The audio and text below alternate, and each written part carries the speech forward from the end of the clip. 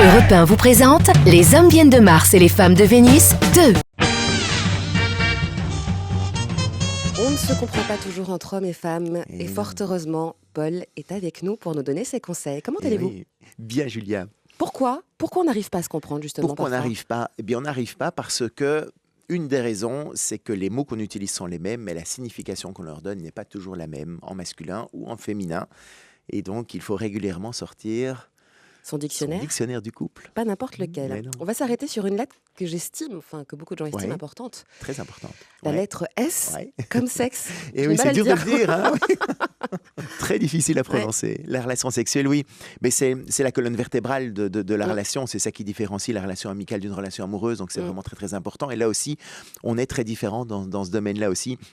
Par exemple, une femme, elle a besoin d'être détendue pour avoir envie de faire l'amour, alors que l'homme veut faire l'amour pour se détendre. Ce qui n'est pas tout à fait la même approche. Ou bien aussi, elle a envie de régler les problèmes avant de faire l'amour, alors que lui, il veut faire l'amour pour régler les problèmes. L'homme aussi a besoin de faire l'amour pour ressentir ses sentiments amoureux, pour être en contact avec son côté féminin émotionnel, alors qu'elle a besoin de ressentir ses sentiments amoureux pour avoir envie de faire l'amour avec lui. Donc on voit vraiment qu'on est très très différents dans ce domaine-là aussi. Et Paul, dans votre spectacle, vous prononcez une phrase qui m'a vraiment interpellée. Ah.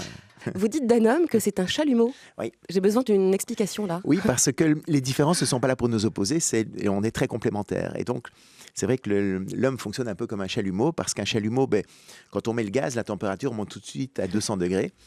Un homme qui n'a pas trop de problèmes physiologiques ou autres, en 2-3 minutes de caresse du pénis, il a un orgasme. Ça ne prend pas des heures. Et ce qui est important, c'est que la température du chalumeau descend très vite aussi après qu'on ait coupé le gaz. Hein. Donc, quand un homme a fini de faire l'amour, lui, généralement, il est rassasié. Qu'est-ce qu'il fait souvent après? Mais il s'endort, Il non ? s'endort, hein, voilà, Oui, normal. bien ouais. sûr. Ouais. Alors qu'une femme, elle, fonctionne plutôt comme un four.